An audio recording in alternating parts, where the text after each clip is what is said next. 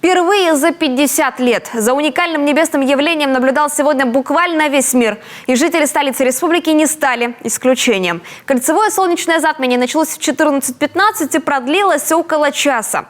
Горожане собрались на пятачке Сыктывкарской орбиты увидеть воочию это зрелище.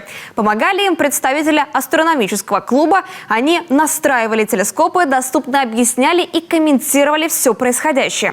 Сыктывкарцы остались в восторге, а вот астрономы-любители немного разочарованы. Почему, знает Александра Головина. Опа! Возьми сама, посмотри. Видишь? Начинает перекрывать, да? Чуть-чуть начинает перекрывать. Прикольненько. Да. Вот. Этого ждали астрономы, астрологи и все те, кого так манит небо, звезды и загадки нашей Вселенной. Затмение всегда считалось чем-то пророческим, таинственным, неизведанным. Но это раньше, у поколения Z, мнение противоположное.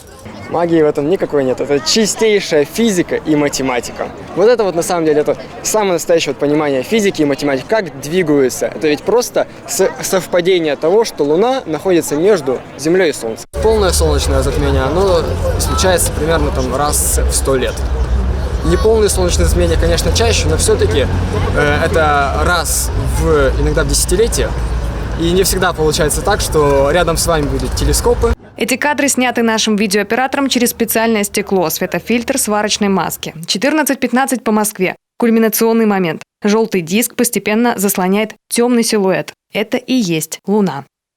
Это впечатляет, очень интересно. Можно увидеть через телескопы само затмение. То есть оно выглядит как сказали, как Пакмен, да, и очень четко все видно, замечательно, красиво, то есть эмоции непередаваемые. Луна медленно, но верно направляется к своей большой и яркой цели. Заслонить Солнце, как при полном затмении, не получится. Спутник Земли расположился немного дальше. А вот наслониться на светило, оставляя вокруг себя кольцо света, вполне себе реально. Кстати, именно поэтому затмение называется кольцевым.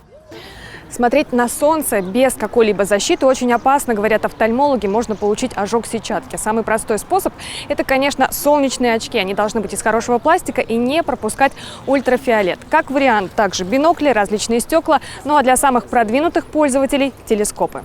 Последнее такое явление датируется прошлым столетием. Именно поэтому его так ждали и члены Сыктывкарского клуба астрономов. Надеялись на безоблачную погоду, ведь с утра небо было ясное. Но у небесной канцелярии, судя по всему, были другие планы.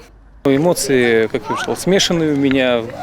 Облачность обещали переменную, но она была слабо переменная, скажем так. Было затянуто небо часто.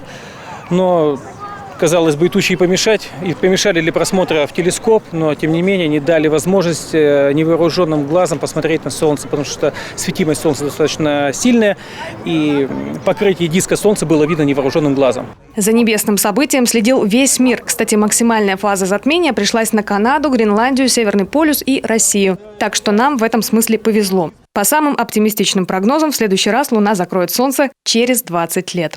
Александра Головина, Олег Юшков, телеканал Юрган, Сыктывкар.